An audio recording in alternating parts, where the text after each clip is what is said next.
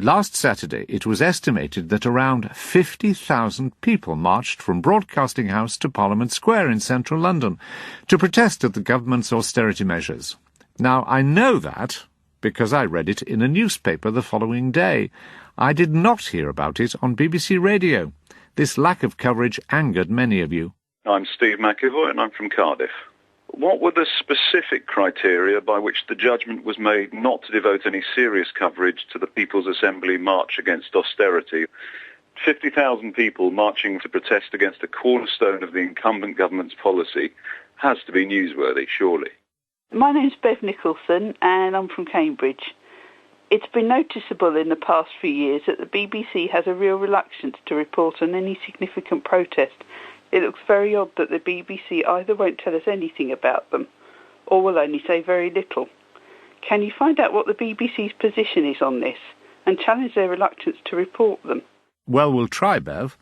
Of course, the best way to start would be to interview a BBC News executive about what happened, or did not happen. So, we asked for someone from News to come on to feedback. And this is the answer we received. In this instance, we're not going to be able to facilitate an interview. Not facilitate an interview? Ah, they mean not give one. We had hoped that, given the number of complaints, someone would have spared 10 minutes to talk to us, even if there were suggestions of a concerted lobby of protest. We would have made ourselves available anywhere, any time.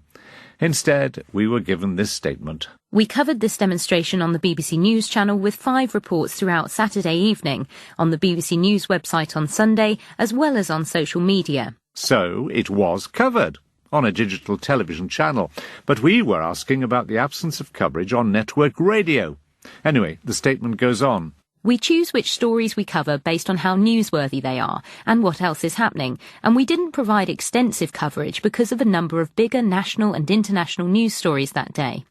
We frequently report on the UK economy and what it means for the British public. We also reflect the concerns of people such as those demonstrating and others who hold opposing views. Inevitably, there may be disagreements over the level of prominence we give to stories, but we're satisfied that overall our coverage is fair and impartial. So there you are. No conspiracy, just a debatable editorial decision about news priorities which we and you are unable to debate with those who made it. Does that sound like accountability to you? Please let us know. Contact details coming up later.